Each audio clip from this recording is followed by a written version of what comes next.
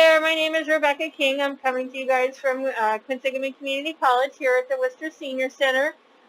So we are doing our cooking demo today for the month of March. We're going to do a corned beef and cabbage, but our corned beef and cabbage is more of a baked and braised corned beef, which is a little bit different than what some of you guys might be used to.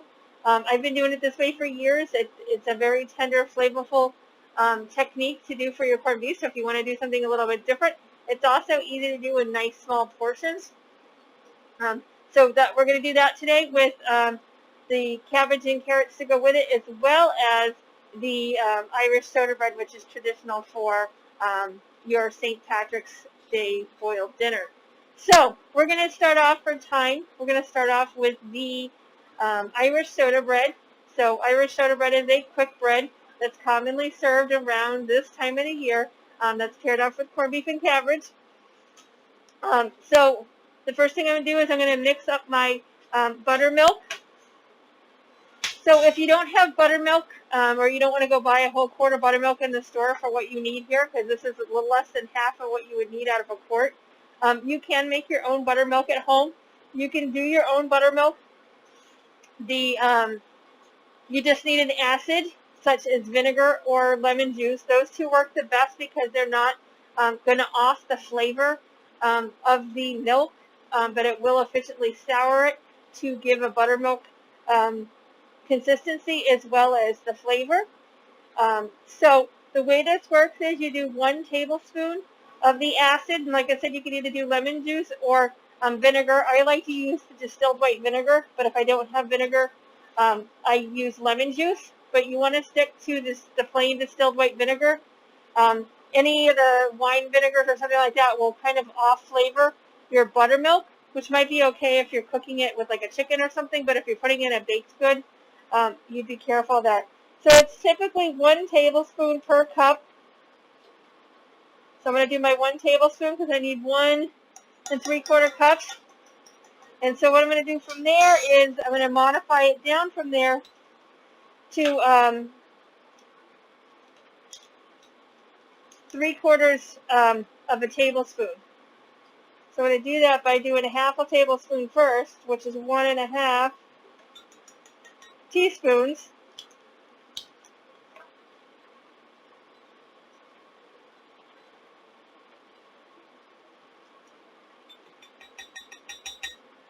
And then I'm just going to do another 1/4 teaspoon.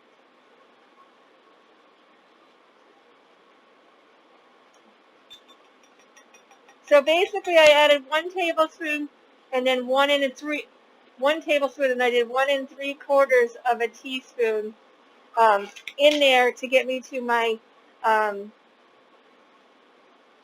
what I need for my acid for my buttermilk. So you always want to add the vinegar or the acid first. So if you're using vinegar or lemon juice, you want to add those first.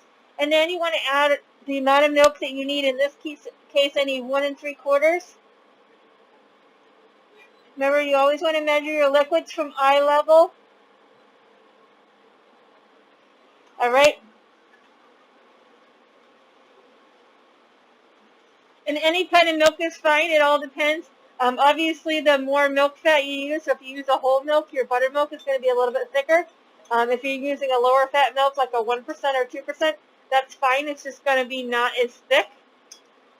So all you want to do is, once you have your vinegar in there, get the amount of milk. And like I said, the amount of milk that you need, or buttermilk that the recipe calls for, less that little bit of vinegar. So that's why we put the vinegar in there first. Okay, so then we're not going overboard with the liquids. So add the vinegar first, fill up to the measurement that you need for buttermilk, give it some good stirs, and then you're just going to let it sit. And you'll notice over time, by the time we get all the rest of our ingredients measured out, this buttermilk is going to be a lot thicker. All right? So we're going to have a lot more thickness to this buttermilk as it sits. Okay? So now we're going to move on to egg, and we need 1 egg each. And when I do my eggs, I always like to crack my eggs into a separate dish to make sure I get all the shells and things out of it. And then sometimes you might get that egg that's, once in a while you'll crack an egg and it might be off color, might be cloudy, might have some red in it. So it's always good when you crack it in a separate dish. You can catch any shells that you might have in there, as well as if there's anything wrong with your egg, then you haven't put it into your whole mixture as well. I always like to measure out my ingredients first as well. So,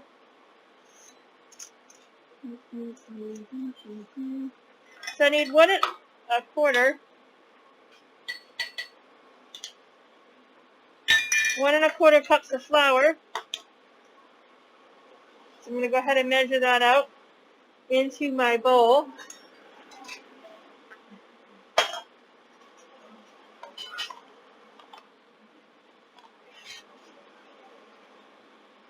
All right, then you want to level that out. You can do that with the back of a knife.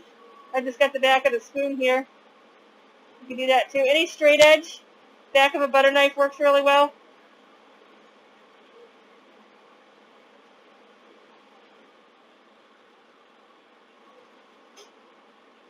All right, and I need 4 full cups of flour.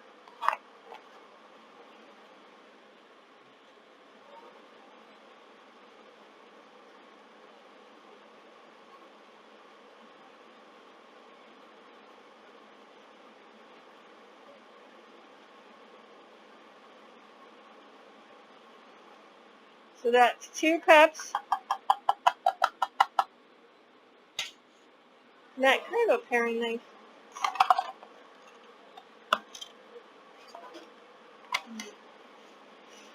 Oh, thank you. I'm gonna need that for my butter too.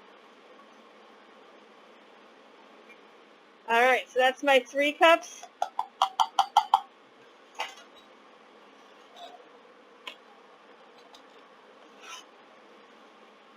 And this is going to be my final full cup here.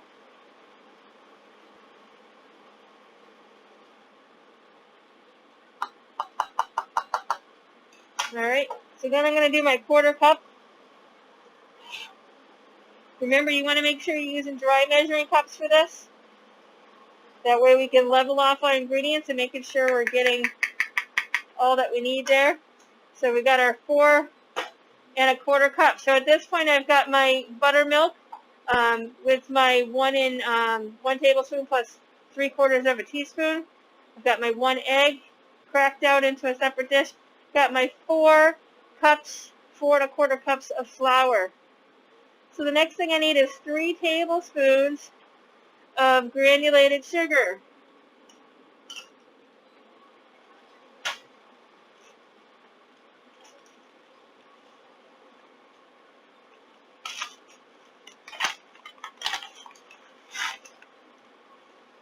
Same thing, going to level off those ingredients with our measuring spoon.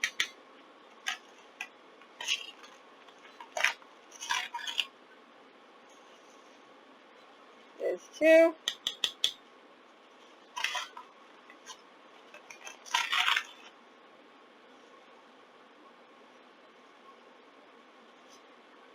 There's 3.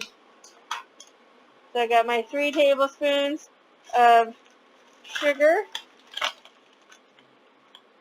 So the next thing I'm going to measure out is my baking soda. Okay, baking soda is the leavener in here, which is what's going to help our bread to rise. So it's not uncommon for quick breads to have baking soda or baking powder in them. Sometimes both. This one only has baking soda. Hence why it's called Irish soda bread.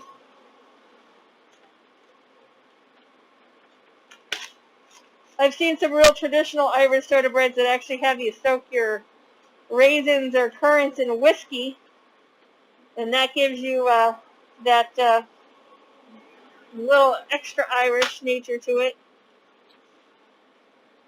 Alright, so I need 1 teaspoon of that baking soda.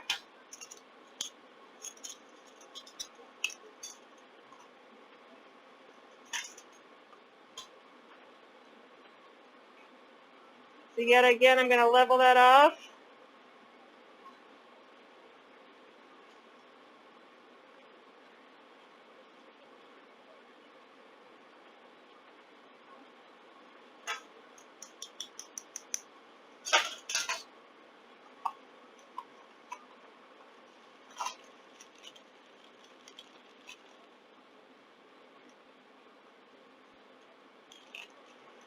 right, so that's my 1 teaspoon of baking soda.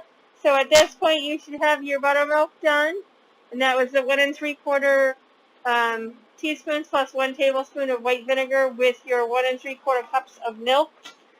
We've got our egg, our 4 1/4 cups of flour. We've got our 3 tablespoons of sugar and 1 teaspoon of baking soda. So the next thing we're going to do is salt, and I need 1 teaspoon of salt. Okay, so when you're baking, you want to make sure you're dealing with a fine grain salt. Doesn't matter if it's sea salt or table salt. You just want the finer grains. It distributes through your mixture better than a coarse grain salt. So something like a kosher salt would not be ideal for this. You want to make sure you're using a fine grain salt. I'm using sea salt.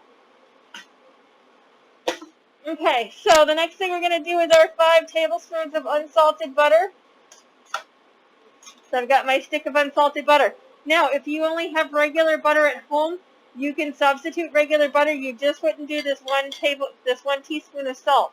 So if you're using regular butter, or regular butter is all you have on hand, you want to make sure that you omit the salt, and then that would be fine. If you're doing unsalted butter, then you need to measure out the salt. All right, so now I'm looking for 5 tablespoons of unsalted butter. Okay. And I'm going to go ahead and cut this up in cubes because I know this is going to get cut into our dough, because this is a biscuit technique.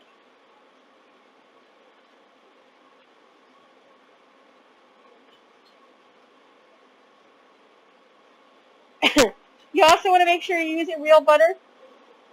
Excuse me. Real butter instead of margarine, because you really need that.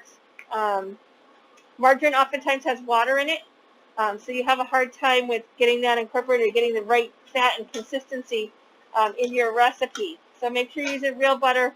And like I said, if you only have regular butter and not unsalted, like the recipe calls for, just omit your extra salt. If you're using unsalted butter, we have our 1 teaspoon of salt. Okay, so we need our 1 cup of raisins. Okay, and like I said, traditionally the Irish soda bread, you can do raisins, golden, you can do regular, you can do red currants. Either of those are fine. I did plump mine up a little bit with some hot water. You can especially do that if your raisins are a little bit older and they're a little bit drier. You can just plump them in some hot water and drain them out. Makes them a nice consistency for the bread, makes them nice and soft and tender. If you want to go the traditional route, you could soak them in some whiskey if you want. But mine are just plain old hot water, and it just drained them out, and it just plumped them up for us. Okay, so that's all our ingredients.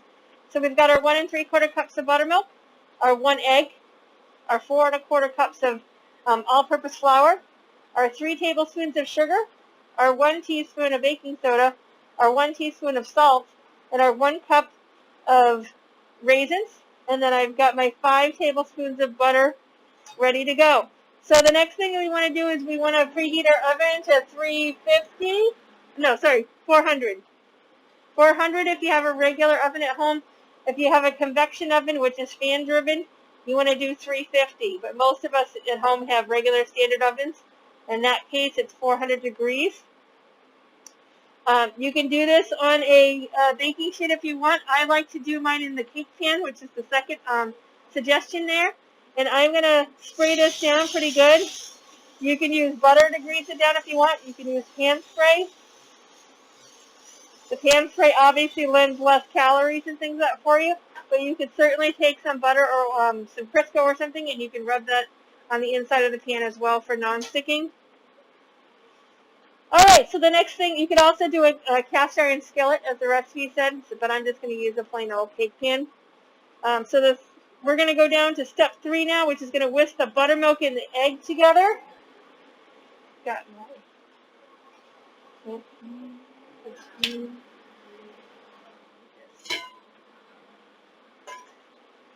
All right, I've got my egg here. I'm going to drop that in.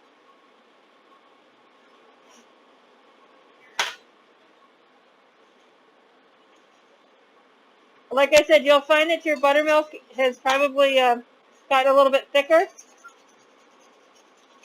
I'm just going to whisk this buttermilk right in to my egg.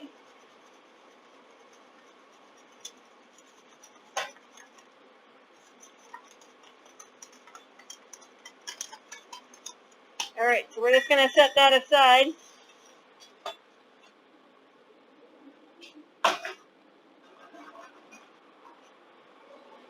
All right, so we're moving down to step 4, which is we're going to whisk together the flour, sugar, baking soda, and salt. I'm going to do that in a large bowl. So flour, sugar, baking soda, and salt.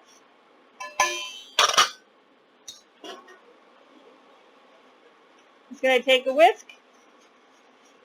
I'm going to whisk those together. So this is a quick bread. You don't want to overmix this, which means you don't want to do a lot of stirring to it. So you want to get all your stirring and everything done before we add our dry and wet ingredients together. So I want to make sure I'm getting all that baking soda, salt, and everything mixed together really well before I add my liquid ingredients. Oh. So the next thing I'm going to do is I'm going to cut the butter into my mixture. And you can do that if you have a pastry blender at home, which looks like this.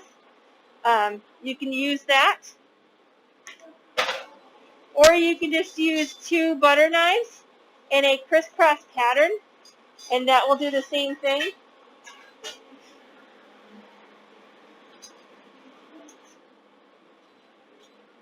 So I've got my 2 butter knives, and you can just take that and you just do an X pattern and you keep rotating around your bowl.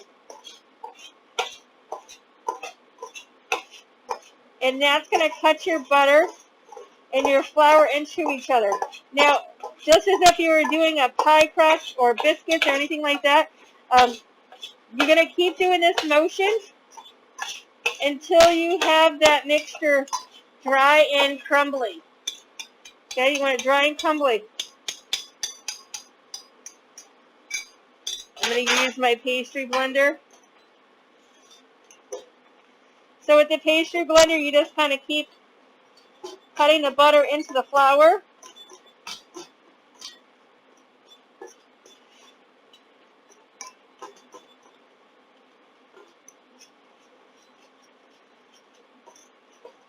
Okay? And then whether you're using knives or the pastry blender, you want to pick it up periodically and see if there's butter stuck to it. Usually there is. And you want to get all that butter back in the bowl so you can keep mixing it in. So what you're really looking for is you're looking to make sure that those cubes of butter that we put in there are pretty well incorporated. And they're not in large chunks. Okay? And you can do this, you can check it by hand. So once you kind of do your knives and everything and you think you got most of that flour cut into it, into the butter, you can just take your fingers and just kind of rub it through your fingers, the mixture. And if you feel any big clumps, you can just kind of rub them through your fingers and break them up. To me, that's the easiest way to figure out if you have gotten most of your clumps kind of broken up in there, is to do that. All right.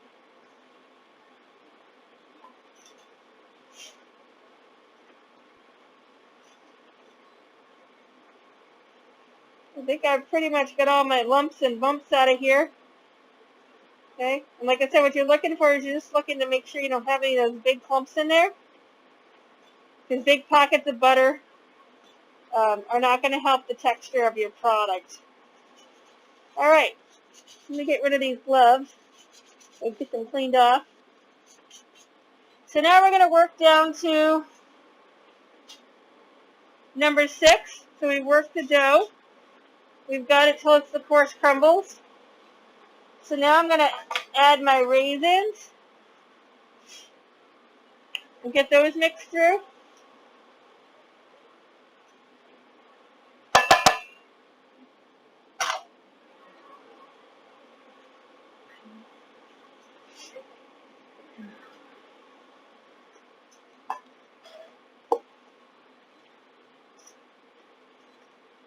So by coating the raisins into the flour mixture like this, first of all, it'll help you with not over mixing once you add your wet ingredients, but also by coating the raisins in the dry mixture ahead of time, it keeps them from sinking down to the bottom of your pan.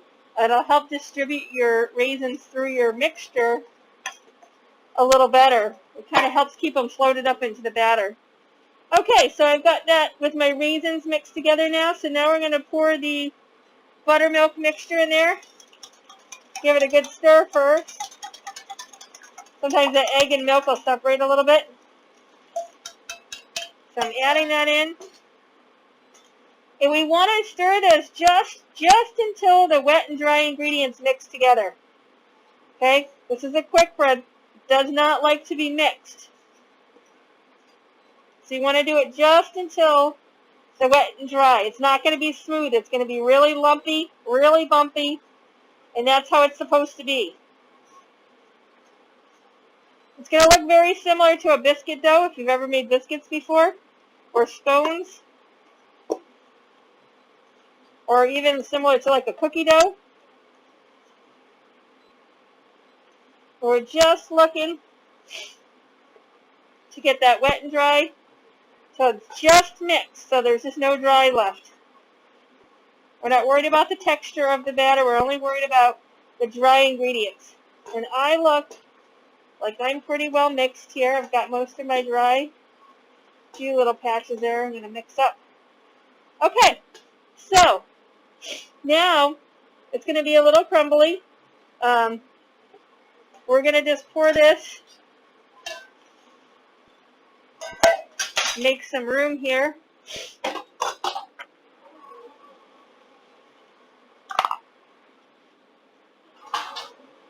So I'm going to put a little flour down on my table here. So I like to do a thin layer on my table. And then I like to put the rest of it off to the side so it's easier for me to pick up. Alright, so this is kind of off to the side. And then I'm going to take my dough here. And you want to make sure you have a little flour in your hands too before you do this, because this dough is going to be sticky. Okay?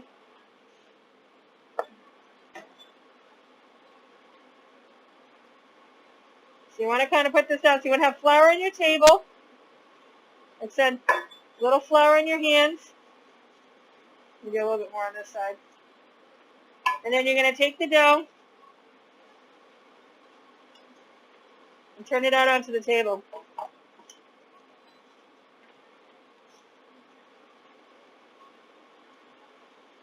Okay?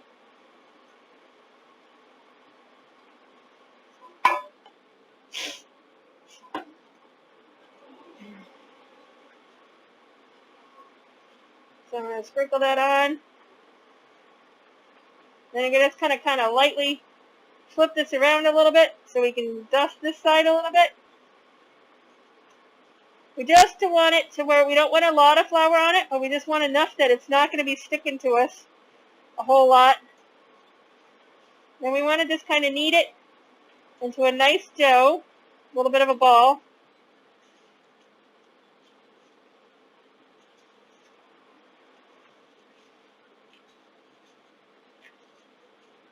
Okay, you don't want the flour to be real dry because it's going to make the surface of our bread dry. So when we're kneading this, unless it starts to get sticky on you like it just did for me, you want to just kind of keep kneading it and get that flour moistened again into our dough ball. So just kind of keep working that ball until that flour gets mixed in and moistened.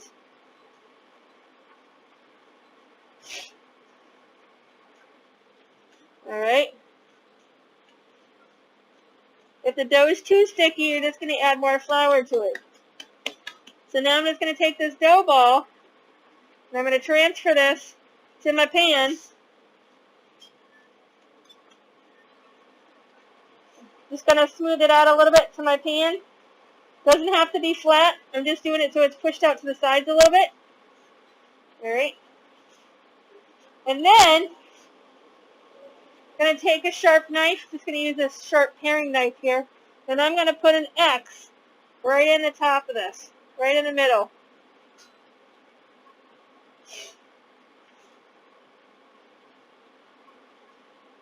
There it is. So we've got our X right in the center. X marks the spot right in the middle. All right. So we're going to bake this in the oven until the center is cooked through, about 45 minutes. So I have convection oven, so I'm going to do mine for a little less time. So I'm going to do mine for about 35 minutes and check it. But at home, you're going to do 400-degree oven for at least 45 minutes. And what you're looking for is you're going to check the center with a knife. And if the knife comes out clean with no batter on it, then your bread should be done. I'm going to pop this in. I'm going to set my timer. And we'll check back on that. So the next thing we're going to do is we're going to get our corned beef ready to go in the oven so that can bake and braise. And then we're going to finish up with our vegetables. All right, so next up what we're going to do is we're going to prepare our corned beef. So you should have it taken out of the package and drained from all its liquid. Now for this particular recipe, because we're baking and braising the corned beef, it doesn't boil, so we don't tend to get all the salt out of the corned beef. So in this technique, I am going to do some rinses of the corned beef. So I'm basically just going to pop it in some boiling water for about 10 minutes or so. And then we're going to take it out and let it drain for a minute. And then we're going to set it up in our baking pan to bake. Okay? So I've got a small pot over here, slightly deep. You want it, so a small stock pot or a deep saucepan is what you want to do for this, depending on the size of your corned beef. Obviously, the bigger the piece, the taller the pot you're going to need. I just have this little small stock pot, and I've got that on ready to boil. So in the meantime, I'm going to prep my vegetables. So I'm going to multitask here and prep my veggies for my corned beef. Now, in theory, if you guys are doing this at home, you would do your soda bread, then you would do your corned beef next, because your corned beef is going to take a couple hours to cook.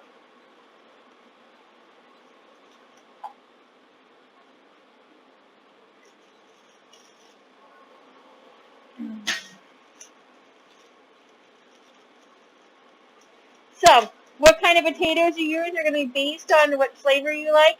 So if you are going to peel them, if you want them peeled, you're going to use a golden potato, or you're going to use a russet potato, or a white chef potato. Those will be peeled and diced. If you want something a little bit different, you can do a red skin potato that you can leave whole with the skin on. You just want to wash them fairly good. So in this case, I need 9 potatoes halved. These are pretty good sized potatoes, so I probably won't quite do 9 of them. I'm going to pick my smaller ones. These are some big ones in here.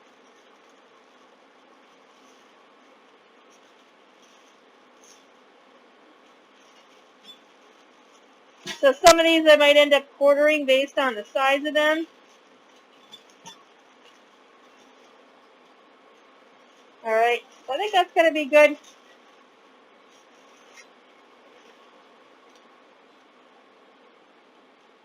All right, so I'm going to give these a good wash. I'm going to get a colander. I have a strainer a minute.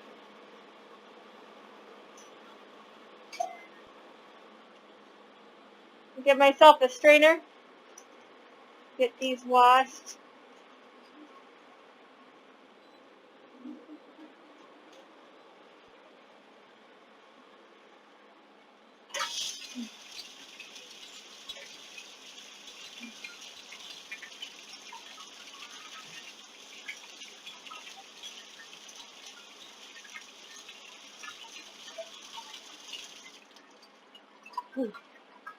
So you really didn't have the oven.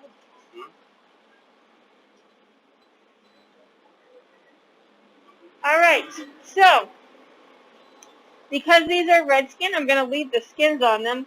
And like I said, these called for half, but if they're a little bit bigger, I'm going to cut them in quarters.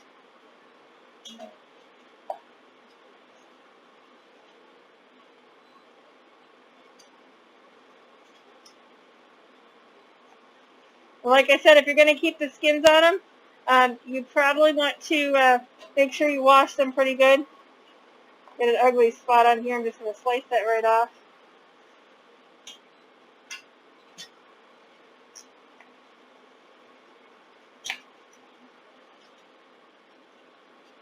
So most of these are going to end up quartering because they're fairly good size potatoes. This one can probably be a half. And this one.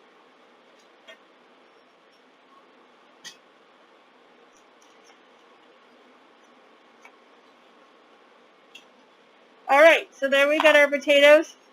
Your carrots, that can be based on your preference of what you want to do.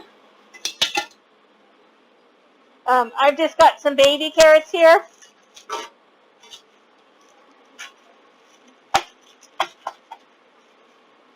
But if you're going to use whole carrots, you just would peel your whole carrots and do them into chunks, however you want to do them.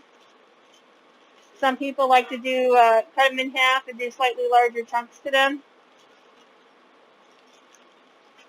All right. There's our carrots.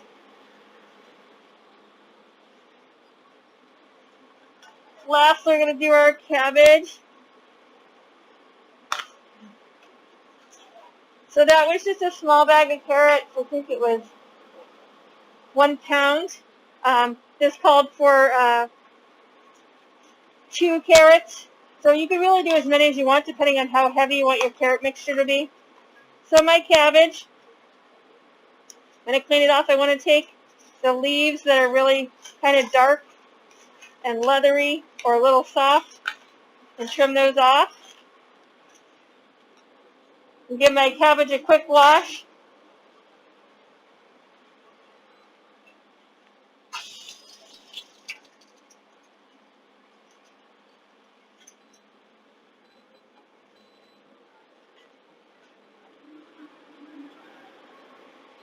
I have a chef knife in it.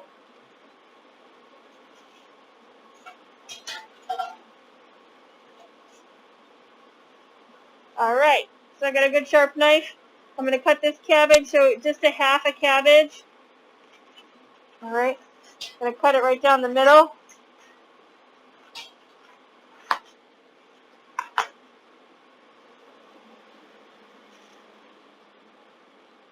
So you want to take the core out. So the core is this little triangle that's at the bottom here.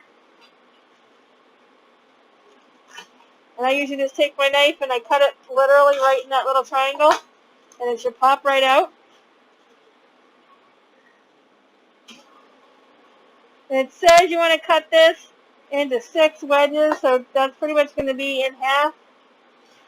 And then cut each one of those in half. If you've got some bigger pieces, you want to cut those a little bit smaller, you can. You just don't want them too small that they're going to kind of disintegrate in the cooking process. All right, so I'm going to pop these right in here.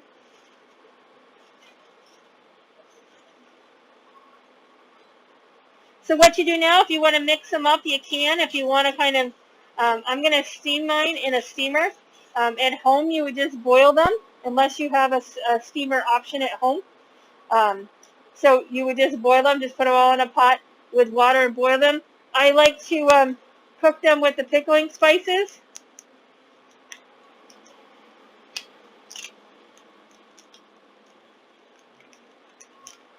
so you still kind of get that flavor of them. Need another hotel. I need another hotel pan. These are going to go through. All right, so what I like to do is I take the pickling slices and I shake them over my veggies when I steam. Or you can put them in the water when you go to boil them, okay? And if you're putting them in a pot at home, you just want to load your veggies in the pot. And with water, just enough to cover them a little over just make sure it covers your vegetables and then a little extra. If you're steaming, you can just do them in your steam pan like I am. And then I just like to sprinkle those pickling spices over the top of this. And I've got a whole pan underneath that doesn't have any holes in it. It's going to catch our excess spices as well as any juices from there. All right, so I'm going to pop these in the steamer for about half hour, I think. Okay, and see how they are going.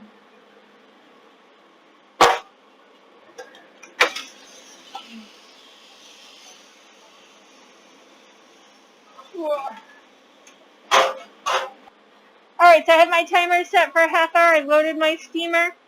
So now my water is boiling for my meat. So I'm going to go ahead and take my meat, and I'm going to add that right to it. Going to add a little bit of extra water in here because it didn't quite cover the top of it.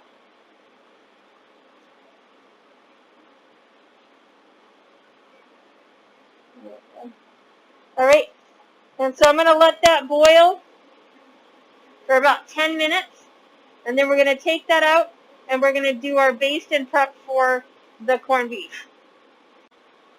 Okay, so my corned beef's been boiling for it's just about 10 minutes. So I'm going to go ahead and take this out of my pan.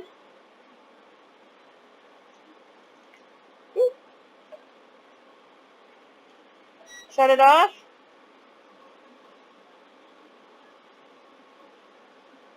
Okay, I'm going to spray my pan down a little bit.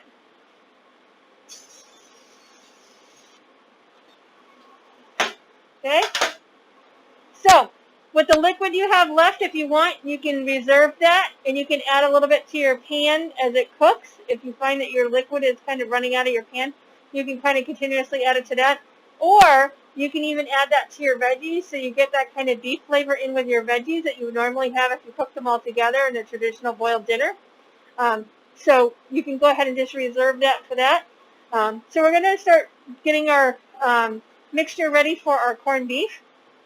So for this corned beef, it has got a mustard crust on it.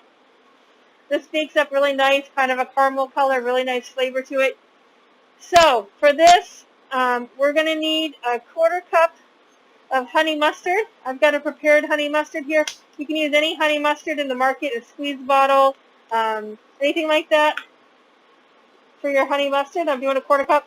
If you don't have honey mustard at home, you can make your own with some fresh honey and just some Dijon style mustard or a yellow mustard.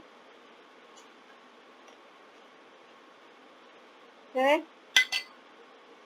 And then I'm going to do a 1/4 cup of a stone ground mustard. So this is a coarse ground, like a deli style coarse ground mustard.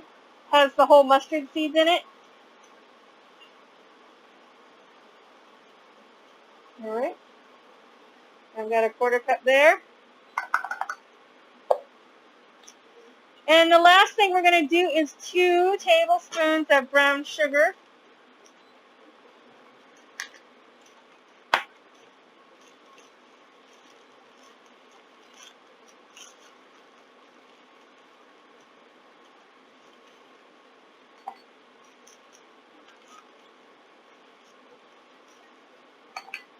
All right, so I've got my 2 tablespoons of brown sugar in there. I've got my 1/4 cup of honey mustard and a 1/4 cup of the brown whole grain Dijon. So I'm going to take this mixture, I'm going to add it into my bowl. Oh, thank you. So I'm going to mix my mustards in here.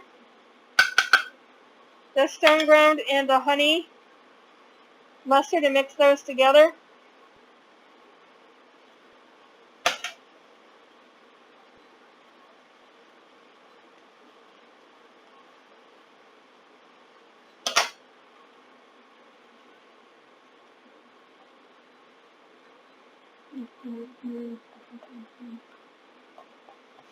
Okay, so you want to make sure your corned beef is fat side up. Corned beef usually has that fat layer to it. All right.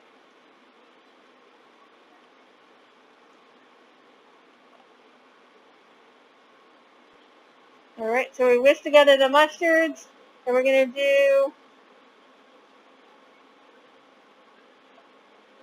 the mustard on here.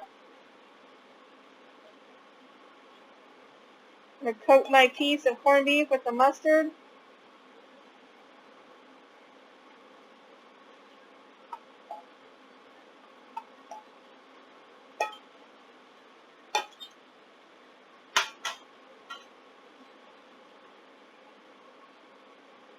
We're going to sprinkle our brown sugar on top of the corned beef. It's going to make a nice caramel glaze here. Sweet little spice, little tang. Okay, so now we're going to wrap this loosely with foil. And you don't want the foil to be too tight on here. So you want to wrap this kind of loosely with the foil. You don't want the foil really sticking to your mixture on top. I am going to go ahead and ladle a little bit of this broth in here.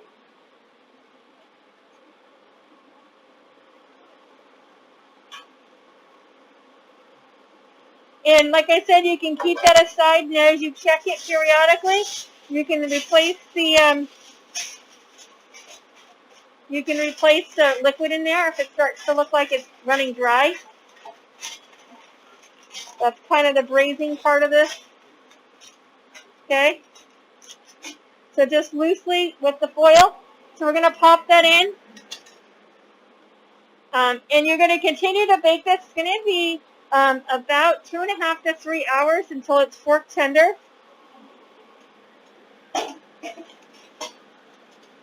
All right.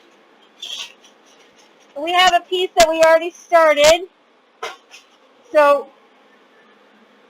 we can see the finished product here. That's the buzzer for our soda bread, so we're going to check that too.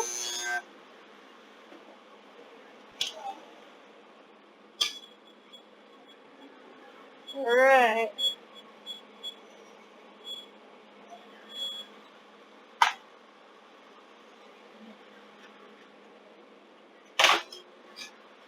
All right, I'm going to check this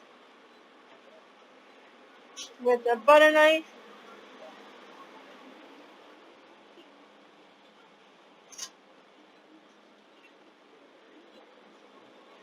You could use a toothpick too, but I like to use a butter knife with something big like this in this type of consistency. So if you stick it right down, you can put it right in the center of your X.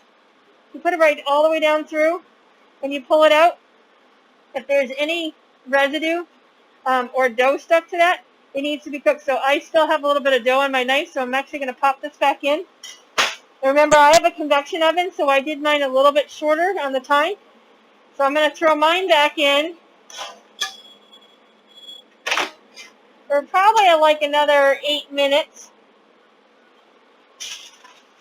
All right, so while that's happening, I've got my meat that I already cooked.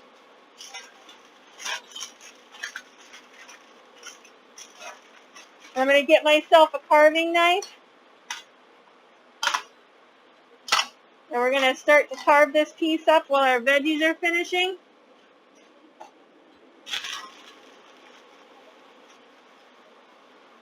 So I've got my board here for my cooked meats. And I'm going to get my carving knife and a fork.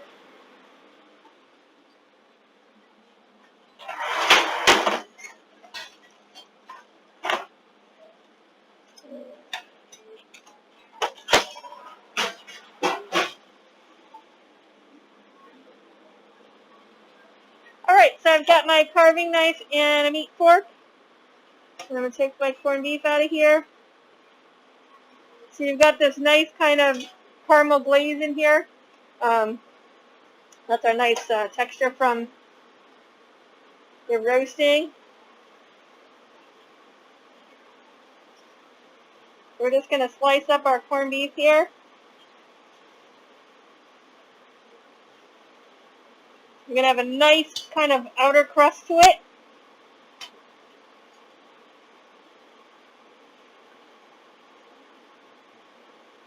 What I really like about this is corned beef traditionally has that little bit of fat layer. And this just kind of capitalizes on that, makes it really tender, adds a nice flavor and a crust to it versus boiling it. When you boil it, you just kind of have that congealed fat.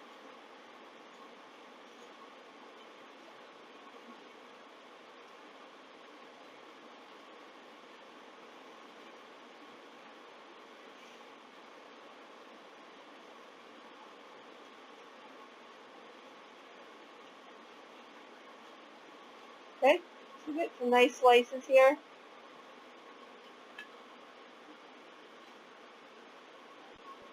Okay, so that's ready to go. So now we're just waiting on our veggies. We've got about 7 minutes left on our vegetables. So we'll give those a peek in a minute. All right, so we've got our corned beef all sliced up and ready to be plated. My vegetables are just about ready. I'm going to check my soda bread first. The timer just went off for that.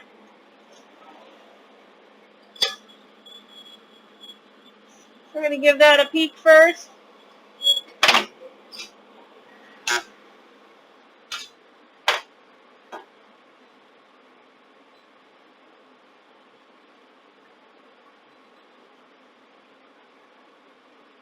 Probably another couple minutes on that.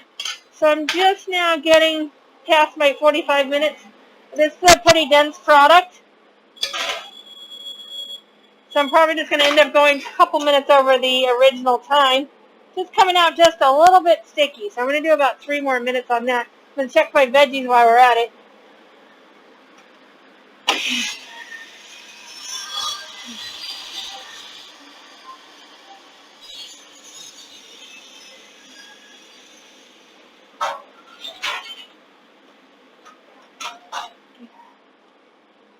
So my vegetables are looking good here. I'm just going to check them for tenderness. Easy way you can do that is just fork or knife tender. I can also use a toothpick, so I'm just going to use a toothpick. You poke those potatoes, and if you got no resistance and the potatoes are just coming out, you're good. Same thing with your carrots. Carrots are going to be a little bit tougher. They won't necessarily slide right off, but you can. It's all about how easily you can put your toothpick in there, and whether or not you like your carrots really, really soft, or whether or not you like them. That's one of the reasons why it's not a bad idea to kind of steam them this way if you have a steamer, or if you want to boil something that you want a little bit more well done, you could separate that one particular item, or you could just put them all together. So what I'm going to do here is I'm going to take these, I'm going to flip them right over into my pan I had underneath.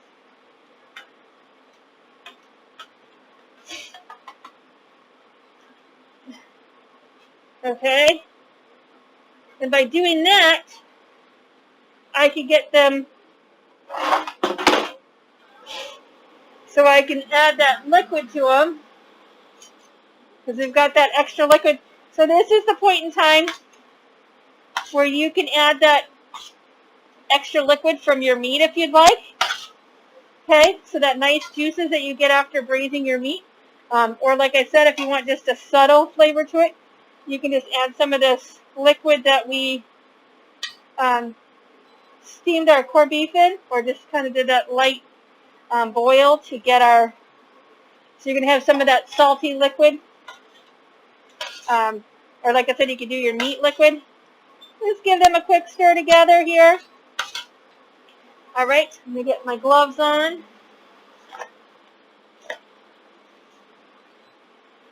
All right, so now we're kind of ready to plate our corned beef.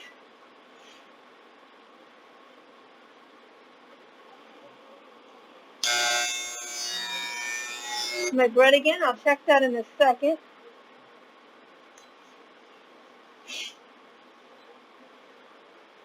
All right. So how many ever pieces you want, we can kind of just do our slices of corned beef here. Get some of our veggies. Got our carrots, cabbage, another carrot there. A couple of these potatoes mixed in there. All right, if you want to do some of this extra liquid, you do that right over your veggies. Keep them moist. Like I said, if you reserve your meat juice, you can use that. You can drizzle a little bit out over the meat if you'd like. But that is your baked corned beef and cabbage. Okay, so that's our mustard crusted baked corned beef and cabbage. And another piece of cabbage here. All right, so now I'm going to go do that final check on my soda bread.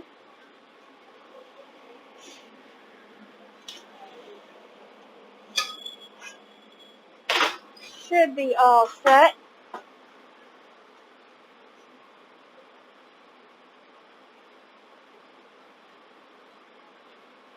It's looking pretty good. Okay, so what I can do now, I'm going to get myself a baking rack. I don't like to leave something like that sitting in the pan for too long. It'll tend to soggy itself up. Quick breads tend to do that. They'll steam in the pan. I'm going to take that into my cooling rack. I'm going to pop it right out onto our rack and let that cool for a few minutes, and then be ready to serve with your corned beef. And that is a new take on corned beef and cabbage.